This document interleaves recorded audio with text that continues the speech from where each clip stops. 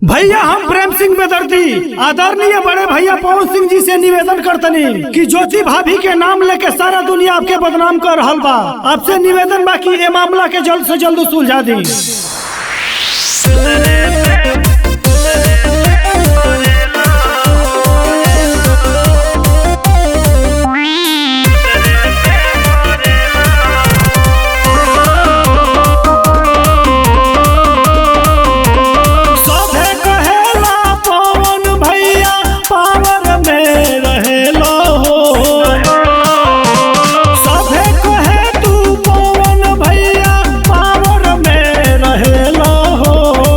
ज्योति भौजी के छोड़ के काहे दूसरे पे मारेला हो, हमारा भौजी के छोड़ के काहे दूसरे पे मारेला हो।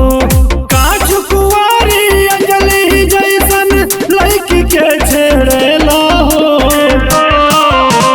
काज कुंवारी अंजलि जैसन लड़की के छेड़ेला हो। ज्योति भौजी छोड़ के काहे दूसरे पे मारेला हो, हमारा भौजी के छोड़ के काहे दूसरे पे मारेला हो।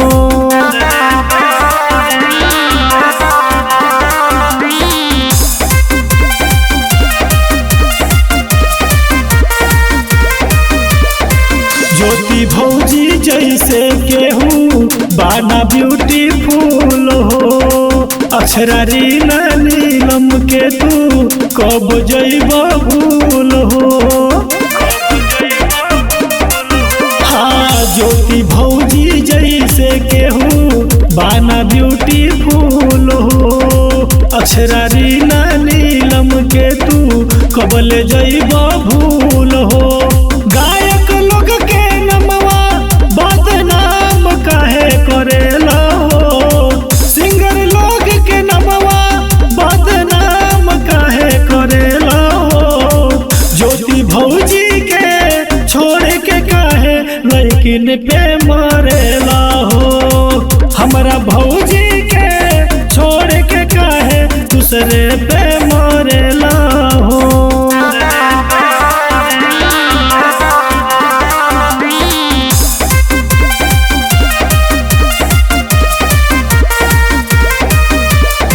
यूपिया बिहार के श्रोता करे तोह से प्यार हो, कहिया ले बसिए भैया घर परिवार हो।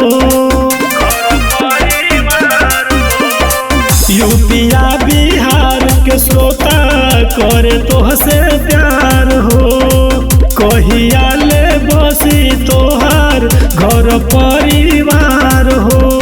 ज्योति संगे मिलके काहे खुश नहीं रहेला हो, ज्योति संगे मिलके काहे खुश नहीं रहेला हो।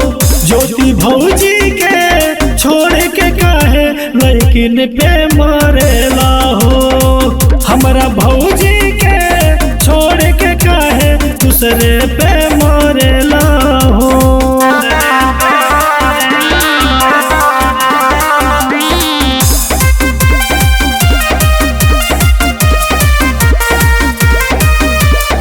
प्रेम सिंह बेदर्दी तोह से करत बारे अर्जी हो, तू न बदनाम हो यह सबके मर्जी हो।